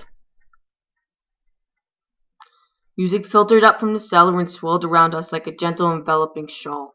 I felt the pointed bones in her shoulder, which showed me where the weight had dropped from her these last few months, and I knew that for once this inveterate little liar was telling me no more than a simple truth.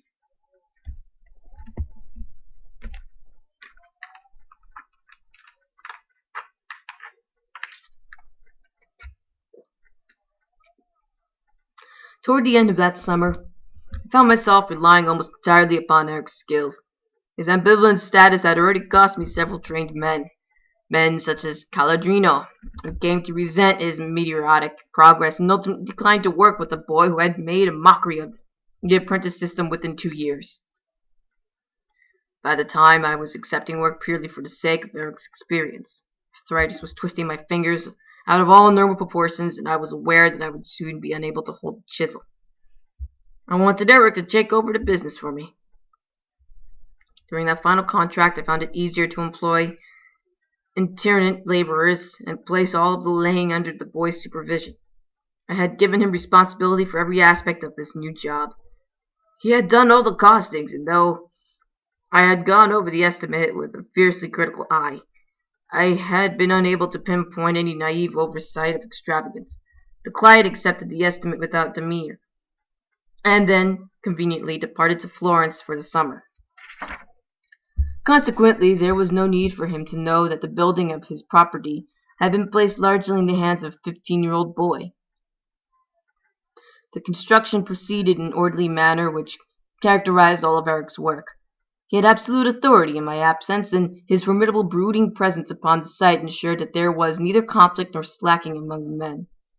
He was very tall now, massively boned and muscular, almost inhumanly strong and staggeringly competent. One glance at the uncompromising eyes behind the mask was sufficient to quell anyone's inclination to argue a point, and yet he was always fair, ready to acknowledge a hard worker or even encourage a beginner. He showed all the signs of becoming a good master. They were up to the first level when one of the men went sick, and I was obliged to engage a new laborer temporarily. I thought nothing of it when the fellow told me he had worked his way down through Italy from Milan. It was not unusual for a label traveler in such work. But there was something alarming about the quick, startled glance that the man gave Eric when they met. Something over and above the normal surprise engendered by the prospect of working beside that mask. By siesta time, I had gathered enough from the throbbing, whispering, running like wildfire all over the site to know that whatever secret Eric had chosen to hide was a secret no longer. This man had seen something. Not in the Trappistier, perhaps, but elsewhere, in Milan, or Florence, wherever there are fairs to be attended. And now he had told what he knew. I turned him off at the end of the day, but I knew I was too late to repair the damage he had done. The atmosphere on site reminded me of a timeless lull before an electrical storm, and I could see from the sudden tension in Eric's eyes that he was fully aware of the change that had come over the men. It wasn't long before the whispered word "monster" reached my ears, and I heard it with terrible sorrow. For it merely confirmed my own inner understanding. I had guessed long ago that the boy hid some serious deformity behind that mask, something he had never found the courage to reveal to me. In many quiet little ways I had tried to show him that his fears were groundless, but he had never been ready to read those signs. And I had been forced to wait patiently for the day when he finally trusted me enough to show me his face in the privacy of our own home. Now, as I began to understand the enormity of the burden he carried with him, I saw that day was never going to dawn. Danger was pulsing all around him, the molten lava waiting to engulf him in the unguarded moment, and I watched him change in response to his unspoken threat. Suddenly, he was a feral animal once again, sensing the immediate reality of attack, a young tiger waiting in grim, threatening signs to repel the challenge that never came. His natural authority, and his reputation for a quick and savage knife hand, kept the threat hovering narrowly at bay. But the vigilance required of him was so unremitting, and he began to come home from the sight at night too tense even to think of eating. It was the same week that Luciana had taken upon herself to dismiss my housekeeper and take over the duties herself. "What's wrong with my cooking?" she demanded in the ominous tone, when Eric had chosen yet again to go straight to the cellar without explanation or apology. "There's nothing wrong with your cooking," I said, valiantly sparing a stingy forkful of a dish I had yet to identify. "Nothing at all." "He hasn't even bothered to come and see what it is." "The boy's weary, for God's sake, Luciana. He only wants to rest." As the delicate tinkling notes of the old spinet drifted between us, Luciana's fist clenched upon the table. "He's not too weary to play, though, is he?" she said fiercely. "He won't be too weary to sit up all night drawing and messing around with bits of wire. Only too weary to eat a meal I spent hours making." And snatching her own untouched plate off the table, she rushed away to slam pots and pans in the kitchen. When Luciana had gone to bed, I sat for several hours staring into the empty hearth, smoking steadily and refilling my pipe at the intervals, trying to think what to do for the best. Toward midnight, reaching a sudden decision, I knocked once on the door of the cellar and went down the steep stone steps without waiting for a reply. Eric had been working on the accounts. The huge ledger stood open on the table behind him, lit by a weltering candle on either side, a spray of ink across the page betraying the startled haste with which he got to his feet at my unexpected intrusion. I fancied I could almost hear his accelerated heartbeat, and it saddened me to see him returning inexorably to his instinctive distrustful wariness. "I've been wanting to have a quiet word with you, Eric." "Yes, sir, I know." He turned away to close up the heavily ruled ledger.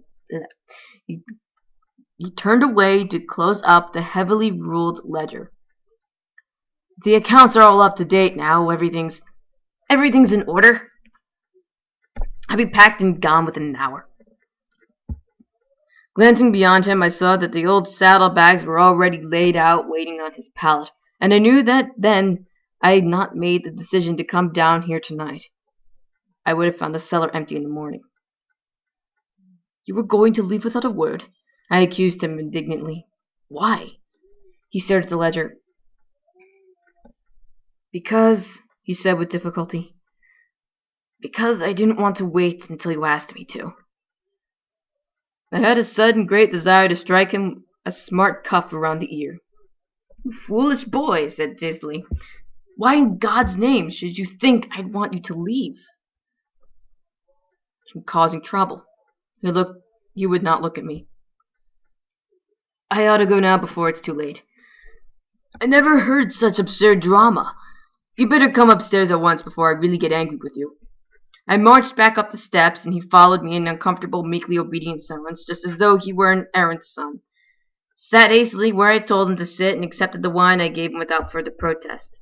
I was well aware that it was going to be impossible to talk to him in the manner that I wished to talk to him, while he sat there stone-cold sober, wearing his tension and his habitual reserve like an impenetrable suit of armor. So for a while I discussed the business of the day and steadily refilled our large Venetian glasses, obliging him to keep pace with me. It didn't take too many glasses before I saw that his free hand was no longer clenched on his knee, but trailing limp and relaxed over the arm of his chair. I spoke of many things that night. Some that I had not meant to, some that I had not. I, too, was feeling the wine by now, and it filled me with a morbid certainty that this opportunity would not come again, and that we were all of us caught in a relentless current that might soon become too strong to swim against. The oil lamps faded and went out, one by one, but I did not trouble to replenish them as I spoke to the grand Masonic ideals, the responsibilities of manhood. I spoke to God, the grand sovereign architect of the universe, who measures us all by the square and the plumb of compass. I spoke of goodwill and charity and tolerance, and at length, choosing my words with such care I could muster, I spoke with extreme vulnerability of a young woman. He asked no questions, made no comment, but he did not look away, and I knew he was listening, trying hard to accept what must seem so much at odds with the reality of his life. I asked tolerance and forbiddance in the face of cruelty and scorn, and I knew it was a hard path I had showed him, a daunting journey from which it would be all too easy to turn aside. He wasn't ready to accept a crucifix. And yet, without some symbol of hope, something to touch, to hold on to in those dark moments of despair, I feared he might soon be lost to the temptations of angry violence. In my desk lay the silver compass that Isabella had given me in our happier days, before Luciana was born. It had been in my mind to give it to him many times, but I had never found a moment in which the appropriate words could be spoken. I gave it to him now, knowing I could not afford to wait any longer, and he accepted it with the confused, tongue-tied embarrassment of a boy entirely unused to receiving gifts. His faltering gratitude hurt me and made me take refuge in the brusqueness I had not intended. Well, it's no use to refuse me any more, and I can hardly hold a lead straight. Just see you put in a safe place, that's all, and don't go losing it. He pocketed the compass with some difficulty on the second attempt, his fingers oddly clumsy and uncoordinated with the wine. By now I could see he was struggling to keep dutifully awake. Get yourself to bed, boy. You're well and truly shipped, I said ruefully.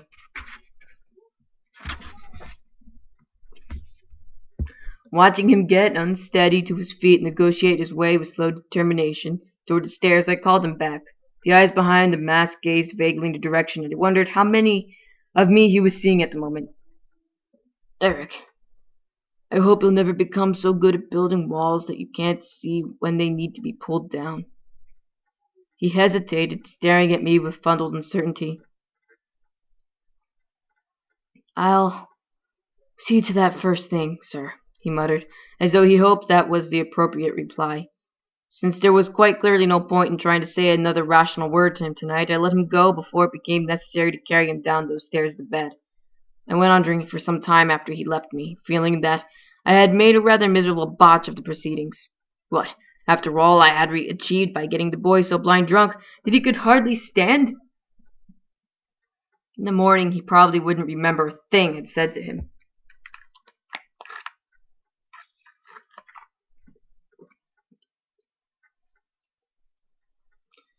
I had little enough cause to feel proud of my wisdom as father or guardian in the months that followed either. Indeed, almost everything that happened seemed to confirm my growing impression that I was simply a foolish, rather incompetent old man who was rapidly losing his grip of things and ought not to presume to give any advice to anyone. Much good it was to hold forth on the ancient Masonic values of manhood, but I was quite plainly incapable of controlling my daughter and maintaining order in my own household. Though throughout that summer Luciana was like a blind puppy, snapping in angry confusion at the things she could neither see clearly nor understand. She lacked the language to express her infatuation, Eric, the ability to believe in his existence. There seemed to be no end to the innumerable ways in which they managed to hurt each other. In self-defense, the boy began to work longer and longer hours at the site, using lanterns to light the scaffolding after dark. Some nights he did not come home at all. The wonderful inventions which lined the walls of his cellar began to gather dust, and the old spinet stood silent in its corner. Luciana sulked in his absence and greeted him with wondering sarcasm in his return. My furious rebukes went unheeded. Eric had withdrawn so deeply into himself that it was impossible to approach him on any subject that did not pertain to work. I could not reach either of them. I could not halt the relentless spinning of the whirlpool that was sucking them ever deeper into darkness. And one morning I awoke to hear their voices echoing up from the cellar. Luciana's petulant with angry hint of tears, and Eric so instinctively defensive that it had affected a chilling indifference bound to infuriate. What are all these things? What do they do? Please leave them alone, mademoiselle. I want to know. Explain them to me. You couldn't possibly understand. Oh, really? Am I so stupid then? That is not what I said. No, but it's what you meant.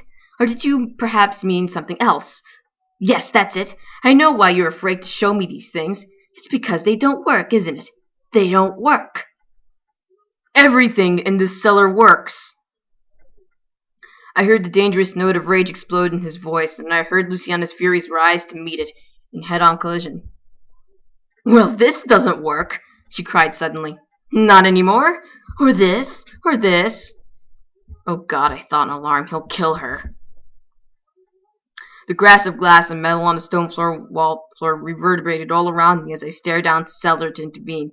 But Eric was already rushing up, taking the steps two at a time. He pushed past me roughly without a word, and such was his violent fury that I did not dare to lay a restraining hand upon his sleeve. It was the first time he had ever treated me with discourtesy, and I was stunned by the uncomfortable suspicion that he had not even recognized me. I let him flee from an urge to kill that was so real, so very nearly ungovernable, that it still pulsed around me like a lingering scent. Then I looked down at the stupid child who remained in ignorance of the tragedy she had almost provoked. She was kneeling on the floor now, staring at the remnants of her will for destruction.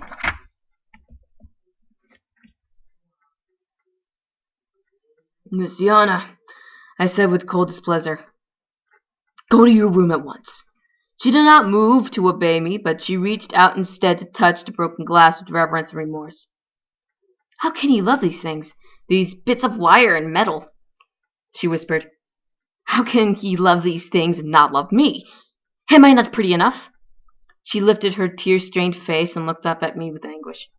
Oh, Papa, why does he hate me so much? The senseless futility of everything overwhelmed me and took away my anger, leaving me feeling very old and tired. He doesn't hate you, child, I said wearily. He only hates himself. She stared at me, and her face creased into a frown of confusion. She stared at me, and her face... I don't understand. She began doubtfully.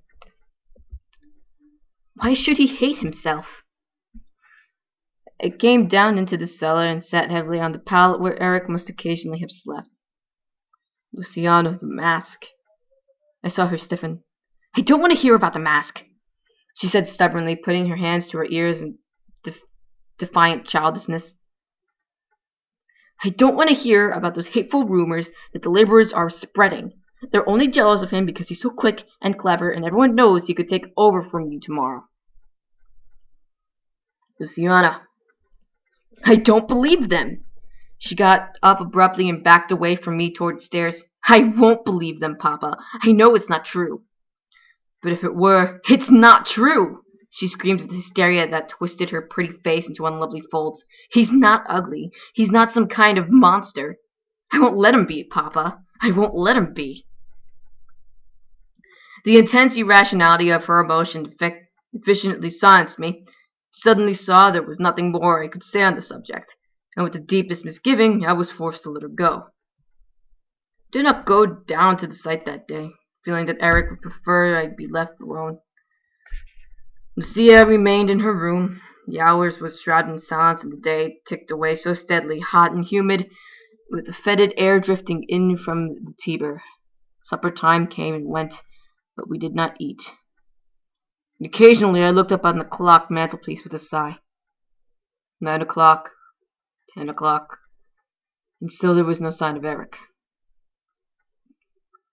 At 11 o'clock, Tia came downstairs and demanded that I go and fetch him from the site. I refused. The boy would come home when his temper had cooled and not before. Until then, I intended to leave him in peace. She disappeared for a moment and returned with a shawl around her shoulders. "If you won't fetch him back, then I will," she said tearfully. "I want to tell him that I'm sorry." I stared in amazement. As far as I was aware, Luciana had never said she was sorry for anything in the entire course of her life. "Papa," she said tremulously, "Papa, I'm going to ask him to take off the mask." Somewhere deep in my mind, an alarm bell began to ring, and I shook my head. "I'm not going anywhere at this time of night," I told her firmly. "But Papa, for heaven's sake, leave the boy alone," I shouted suddenly. "He doesn't want you to see him. No, not you or anyone. You're driving him out of his mind, Luciana. He wanted to kill you this morning. Did you know that?" She gasped, staring at me out of eyes red-rimmed and chalk-white face. "He wouldn't hurt me. I know he would never hurt me." I turned away impatiently and reached for my pipe. "You know nothing about him, absolutely nothing. You're provoking him beyond all human endurance." Her mouth opened and shut wordlessly at the cruelty of my stinging insult, and then suddenly she subsided to the floor and began to cry. For an hour, I sat in my chair and watched her weep without speaking a single word of comfort. And then I went over and picked her up, carrying her upstairs with her head on my shoulder, just as I used to do when she was a small child. It was pitifully easy to do. She could not have weighed much more now than she did at then. When I laid her on the bed, she looked at me with the abject despair. "I have to see him, Papa," she said quietly. "I have to see him." I knew she was right. There was now no other way to end this terrible midsummer madness that was threatening to destroy us all. I sat in my room for a couple of hours, staring at the wall, occasionally passing a handkerchief across my forehead. It was almost 2 a.m, but the heat was still stifling. And at length, knowing there was no possibility of sleep, I wandered up to the rooftop garden where it was cooler. For want of anything better to do, I began to water the flowers, and thus, hidden among the shadows, I escaped Eric's attention when he crossed the roof with a low, slow, dragging step and flung himself down on the travertine bench. He put one arm along the back of the seat, laying his head against it in an attitude of complete exhaustion. And when he did not move again, I began to wonder if he had fallen asleep, and it might be safe to steal away unseen. "Eric!"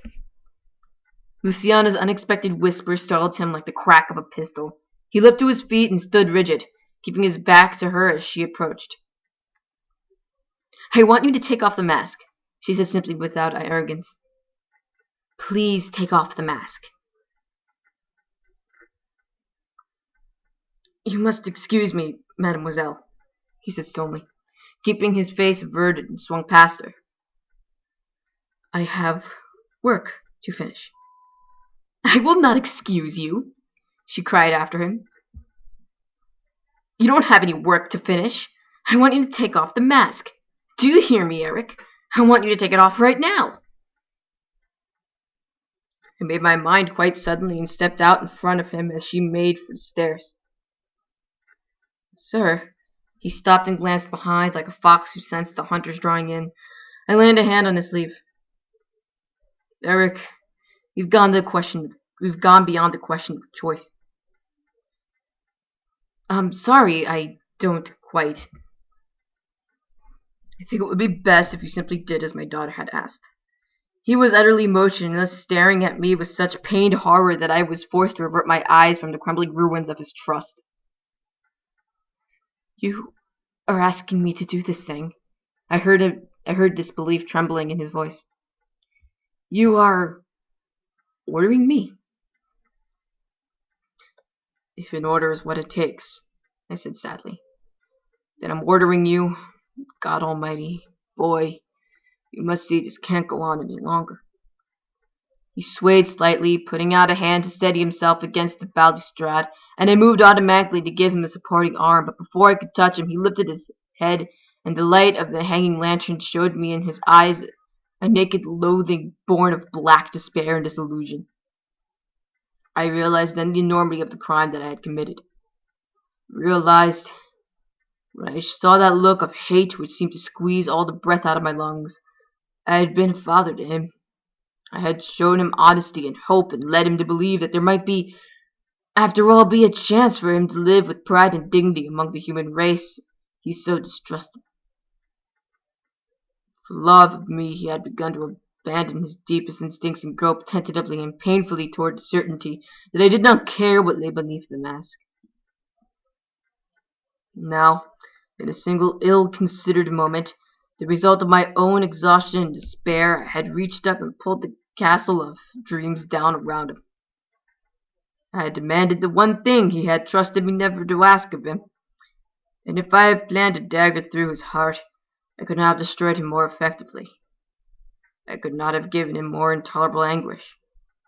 As I watched a boy I knew shrivel and die before my very eyes, I saw an awesome stranger take his place, a grim and oddly frightening stranger who no longer waited to hear any further worthless words of mine. "You want to see?" he said in a toneless voice that seemed to belong to his speculature. "You want to see? Then look." As he spoke, he began to move with a dreadful measured calm toward Luciana, and I felt a paralyzing dread throwing through my veins. They were standing face to face when he ripped off the mask, and I saw her mouth drop open in a soundless scream. Her hands fling upward to fend him off. The defensive gesture seemed to madden him, and he reached out as though he intended to drag her closer to the terrible horror that he had revealed. I cried out in warning, but my voice was lost in the primitive animal panic which sent her running from him, running across the rooftop garden to throw herself against the balustrade which finally blocked her line of escape. Again and again I see it happen, the crumbling stonework giving way beneath the weight of her body, and tumbling her in a shower of flaking mortar into the courtyard that lay 2 stories beneath. Silence settled once more over the roof, disturbed only by the last sickening shift of the stones, and the lantern light showed me the void that now gaped in the balustrade like the lost tooth in the mouth of some grim nightmare creature. Without urgency, without hope, I turned numbly and groped my way down the courtyard where my daughter's broken little body lay surrounded by a shroud of decaying masonry. I had known she must be dead, and even had one last flicker of hope remained with me, it would not have survived the first sight of her split skull. The slow grayish ooze upon the flagstones. Time and place had ceased to have meaning, and the world seemed very far away from the silent void which closed around me as I carried her into the house and laid her on the creaking leather couch. I did not hear his step, but I was aware of his presence just behind me like some great black specter. I did not turn. I felt that if I looked around I would be turned to stone, calcified by the bitter venom of his rage and grief. I did not fear the horror of his face. I could have looked upon the sight with equanimity at any time, but I feared his eyes now, those bottomless pits of sorrow that would only mirror my pain. I heard his ragged, sobbing curse, and I knew I must not look at him. I would go mad if I looked. Silence stretched between us like a stone wall, and became the final separation.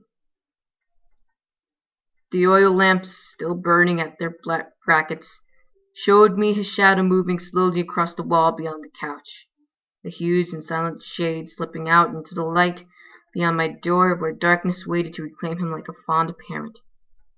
And he was gone. Only when he was finally gone was I able to weep. Shadows are creeping steadily across the rooftop garden now. Another bleak and meaningless day is ending. I have sat here once again until sunset, brooding, remembering, reproaching myself for the folly which emptied my life, the last mistake which killed my daughter and destroyed a unique boy. Eric, I can now say what I could not say that night when Luciana's hand lay cooling in my grasp, and I was struck dumb by outraged grief. You were not to blame for her death. Whatever blame there was, I have long since taken upon myself. You were the child of my imagination, the son that God withheld, and I learned to love you in your slow and painful striving for the light. Tomorrow, these flowers you cared for will lift their faces once more to the sun, stretching up proud and true to acknowledge their Creator in all their beauty. There was so much beauty in your soul, Eric. So much beauty that I fear now, because of one old man's folly, will never see the light of day. In darkness, you came to me, and in darkness, you left.